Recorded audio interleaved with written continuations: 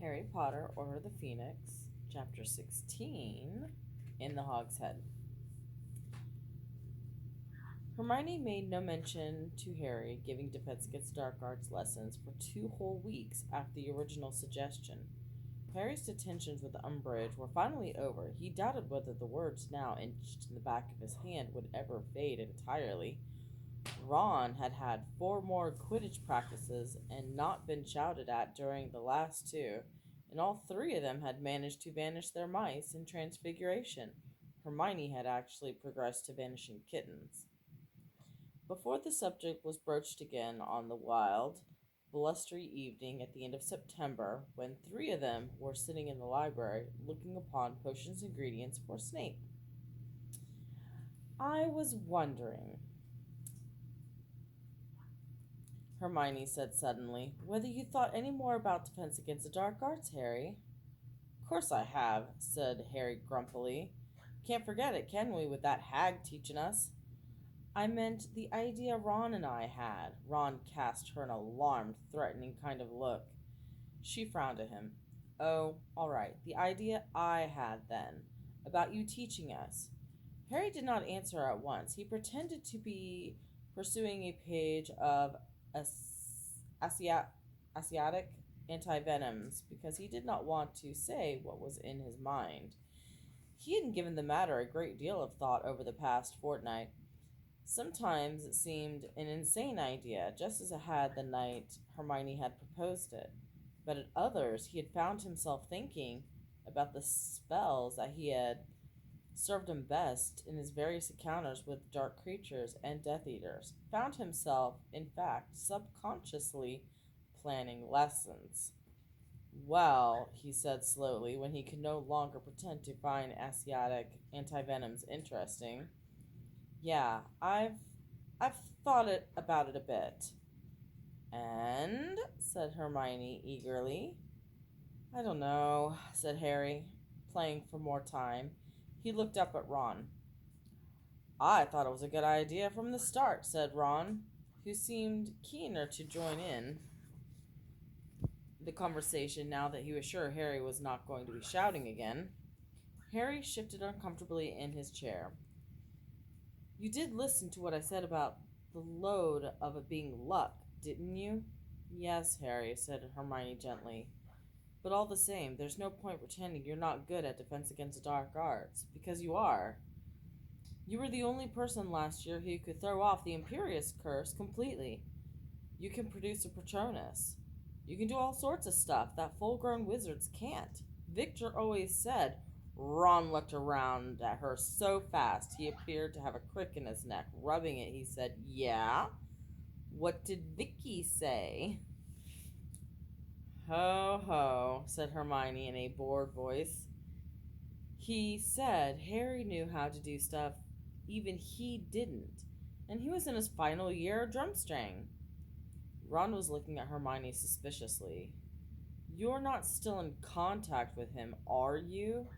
So what if I am, said Hermione coolly, though her face was a little pink.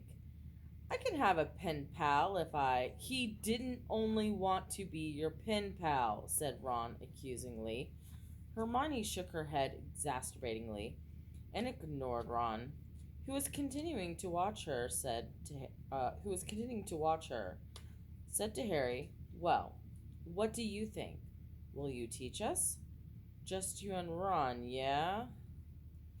Well, said Hermione, looking at a mite anxious again. Well, now, don't fly off the handle again, Harry, please, but I really think you ought to teach anyone who wants to learn. I mean, we're talking about defending ourselves against Voldemort. Oh, don't be pathetic, Ron. And if it doesn't seem fair if we don't offer the chance to other people. Harry considered this for a moment, then said, Yeah, but I doubt anybody except you two would want to be taught by me. I'm a nutter, remember? Well, I think you might be surprised how many people would be interested in hearing what you've got to say, said Hermione seriously. Look. She leaned towards him. Ron, who was still watching her with a frown on his face, leaned towards to listen too. You know the first week in October's a Hogsmeade weekend. How would it be if we tell anybody who's interested to meet us in the village so we can talk it over? Why do we have to do it outside school? Said Ron. Because, said Hermione, returning to the diagram on the Chinese chomping cabbage she was copying, I don't think Umbridge would be very happy if she found out what we were up to. Harry had been looking forward to the weekend trip to Hogsmeade, but there was one thing worrying him. Sirius had maintained a stony silence since he had appeared in the fire at the beginning of September. Harry knew that he had made him mad by saying he didn't want him to come, but he still worried from time to time that Sirius might throw caution to the wind and turn up anyways. What were you going to do with if the great black dog came bounding up the street towards them at Hogsmeade, perhaps under the nose of Draco Malfoy? Well, you can't blame him for wanting to get out and about, said Ron, when Harry discussed his fears with him and Hermione. I mean, he's been on the run for 2 years, hasn't he? And I know it. It can't have been a laugh, but at least he was free, wasn't he?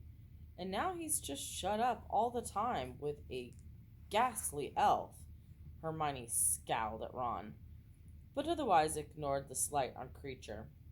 The trouble is, she said to Harry, until Voldemort, oh, for heaven's sake, Ron, comes out into the open, Sirius is going to have to stay hidden, isn't he? I mean, the stupid ministry isn't going to realize Sirius is innocent until they accept that Dumbledore's been telling the truth about him all along. And once the fools start catching real Death Eaters again, it'll be obvious Sirius isn't one. I mean, he hasn't got the dark mark for one thing. I don't reckon he's be stupid enough to turn up, said Ron bracingly. Dumbledore'd go mad if he did, and Sirius listens to Dumbledore even if he doesn't like what he has to hear. When Harry continued to look worried, Hermione said, "Listen, Ron, I have been sounding out a lot of people who have thought might want to learn some proper defense against the dark arts. And there are a couple who seem interested. You told them to meet us at Hogsmeade." "Right," said Harry vaguely, his mind still on Sirius.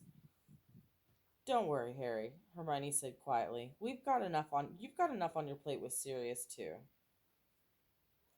She was quite right, of course. He was barely keeping up with his homework, though he was doing much better now that he was no longer spending every evening in detention with Umbridge. Ron was even further behind with his work than Harry because, while they both had Quidditch practice twice a week, Ron also had his prefect duties. However, Hermione, who was taking more subjects than either of them, had not only finished all her homework but also finding time to knit more clothes. Harry had to admit that she was getting better. It was now almost always possible to distinguish between hats and socks. The morning of the Hogsmeade visit dawned bright but windy. After breakfast, they queued up to the front of Filch, who matched their names to the long list of students who had permission from their parents and guardians to visit the village. With a slight pang, Harry remembered that if he hadn't been for Sirius, he would not have been able to go at all. When Harry reached Filch, the caretaker gave a great sniff as though trying to detect a whiff of something from Harry. Then he gave a curt nod and set his jaws a quiver again, and Harry walked on, out on the stone steps and the cold, sunlit day. Why was Filch sniffing you?" asked Ron. Harry and Hermione set off on a brisk pace down the wide drive to the gates. "I suppose he was checking for the smell of dung bombs," said Harry, with a small laugh. "I forgot to tell you." And he recounted the story of sending his letter to Sirius and Filch bursting in seconds later demanding to see the letter. To his slight surprise, Hermione found this story highly interesting, much more indeed than he did himself. He said he was tipped off. He said, uh, he said he was tipped off you were ordering dung bombs? But who tipped him off? "I don't know," said Harry, shrugging. Maybe Malfoy? He'd think it'd be a laugh. They walked between the tall stone pillars topped with winged boars and turned left onto the road into the village, the wind whipping their hair into their eyes. Malfoy, said Hermione skeptically. Well, yes, maybe. And she remained deep in thought all the way to the outskirts of the Hogsmeade. Where are we going, anyways? Asked Harry. The Three Broomsticks? Oh, no, said Hermione, coming out of her reverie. No, it's always packed and really noisy. I've told the others to meet us at Hogshead. The other pub, you know the one? It's not on the main road. I think it's a bit, you know, dodgy. But students don't normally go in there, so I don't think we'll be overheard. They walked down the main street past Zonko's Wizarding Joke Shop, where they were not surprised to see Fred, George, and Lee Jordan, past the post office in which the owls issued at regular intervals, and turned up a side street at the top of which stood a small inn. A battered wooden sign hung from a rusty bracket over the door, with a picture on it of a wild boar severed head, leaking blood onto the white cloth around it. The sign creaked in the wind as they approached. All three of them hesitated outside the door. Well, come on, said Hermione, slightly nervously. Harry led the way inside. It was not at all like Three Broomsticks, whose large bar grave gave it an impression of gleaming warmth and cleanliness. The Hog's Head for bar comprised one small, dingy, very dirty room that smelled strongly of something that might have been goats. The bay windows were so encrusted with grime, and very little daylight could permeate the room, which had been lit instead with the stubs and candles sitting on rough wooden tables. The floor seemed at first glance to be compressed earth, though as Harry stepped onto it, he realized there was a stone beneath what seemed to be accumulated filth of centuries. Harry remembered Hagrid mentioning this pub in his first year. Yeah, I get a lot of funny folks at Hog's Head, he said, explaining how he had won the dragon egg from a hooded stranger there. At the time, Harry wondered why Hagrid had not found it odd that the stranger kept his face hidden throughout the encounter. Now he saw that keeping your face hidden was something of a fashion in Hog's Head. There was a man at the bar whose whole head was wrapped in dirty gray bandages, though he still managed to gulp endless glasses of some smoky, fiery substance through a slit over his mouth. Two fingers shrouded his uh, Two figures shrouded in hoods sat at the table at one of the windows. Harry might have thought that they were Dementors if they had not been talking in strong Yorkshire accents. And in a shadowy corner beside the fireplace sat a witch with a thick black veil that fell to her toes. They could just see the tip of her nose because it caused the veil to protrude slightly. I don't know about this, said Hermione. Oh, I don't know about this, Hermione, Harry muttered. As they crossed the bar, he was looking particularly at a heavily veiled witch. Has it occurred to you Umbridge might be under that? Hermione cast an appraising eye over the veiled figure. Umbridge is shorter than that woman, she said quietly, and, anyways, even if Umbridge does come in here, there's nothing she can do to stop us, Harry, because I've doubled and triple checked the school rules. We're not out of bounds. I specifically asked Professor Flitwick whether students were allowed to come into Hogshead, and he said yes. But he advised me strongly to bring our own glasses. And I've looked up everything I can think of about study groups and homework groups, and there's we're definitely allowed. I just don't think it's a good idea if we parade what we're doing. No, said Harry dryly, especially as it's not exactly a homework group we're planning, is it? The barman sidled towards them out of the back room. He was a grumpy-looking old man with a great deal of long gray hair and beard. He was tall and thin and looked vaguely familiar to Harry. What? he grunted. 3 butterbeers, please, said Hermione. The man reached beneath the counter and pulled out 3 very dusty, very dirty bottles, which he slammed on the bar. 6 sickles, he said. I'll get them, said Harry quickly. Passing over the silver, the barman's eyes traveled over Harry, resting on the fraction of a second to his scar. Then he turned away and deposited Harry's money into the ancient wooden till, whose drawer slid open automatically to receive it. Harry, Ron, and Hermione retreated to the furthest table from the bar and sat down, looking around.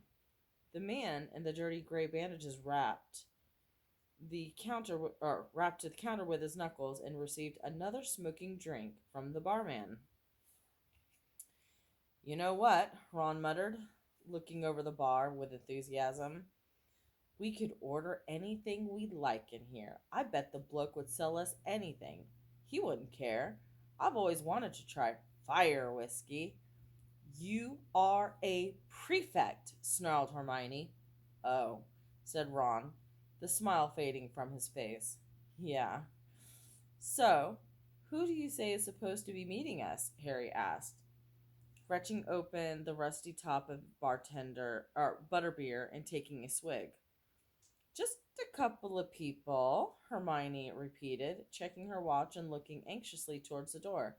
I told them to be here about now, and I'm sure they'll all know where it is. Oh, look. This might be them now. The door opened. The door of the pub opened. A thick band of dusty sunlight slit the room in two for a moment and then vanished, blocked by an incoming rush of a crowd of people. First came Neville, then with Dean and Lavender, who was closely followed by Parvati and Padma Patil. With Harry's stomach did a backflip, Cho, and one of her usually giggling girlfriends. Then, on her own, and looking so dreamy she might have walked in by accident, Luna Lovegood. Then Katie Bell, Alicia Spinett, and Angelina Johnson, Colin and Dennis Creevy, Ernie Macmillan, Justin Fletchley, Hannah Abbott, a Hufflepuff girl with long plait down her back, whose name Harry did not know, 3 Ravenclaw boys he was pretty sure were called Anthony Goldstein, Michael Corner, and Terry Boot, and Ginny, followed by a tall, skinny blonde boy with an upturned nose whom Harry recognized vaguely as being a member of the Hufflepuff Quidditch team, and bringing up the rear, Fred and George Weasley with their friend Lee Jordan, all 3 of whom were carrying large paper bags crammed with Zonko's merchandise. A couple of people, Harry said hoarsely to Hermione. A couple of people. Yes, well, the idea seemed quite popular, said Hermione happily. Ron, do you think you pull up some chairs? The barman had froze in the act of wiping out a glass with a rag so filthy it looked as though it had never been washed. Possibly he had never seen the pub so full. Hi, said Fred, reaching the bar first and counting his companions quickly. Could we have 25 butterbeers, please? The barman glared at him for a moment, then throwing down his rag irritably as though he had just been interrupting something very important, he started passing up dusty butterbeers from under the bar. Cheers, said Fred, handing them out. Cough up, everyone. I haven't got enough gold for all of these. Harry watched numbly as the large, clattering group took their beers from Fred and rummaged their robes to find coins.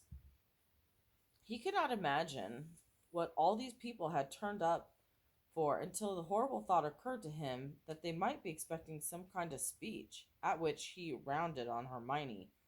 What have you been telling people? He said in a low voice. What are they expecting? I told you. They just want to hear what you've got to say, said Hermione smoothly. But Harry continued to look at her so furiously, she added, You don't have to do anything yet. I'll speak to them first. Hi, Harry, said Neville, beaming and taking a seat opposite him. Harry tried to smile back, but did not speak. His mouth was exceptionally dry. Cho had just smiled up at him and sat down on Ron's right. Her friend, who had curly reddish blonde hair, did not smile, but gave Harry a thoroughly mistrustful look, which painfully told him that, given her way, she would not be here at all. In twos and threes, the new arrivals settled around Harry, Ron, Hermione, some looking rather excited, others curious, Luna Lovegood gazing dreamily into space.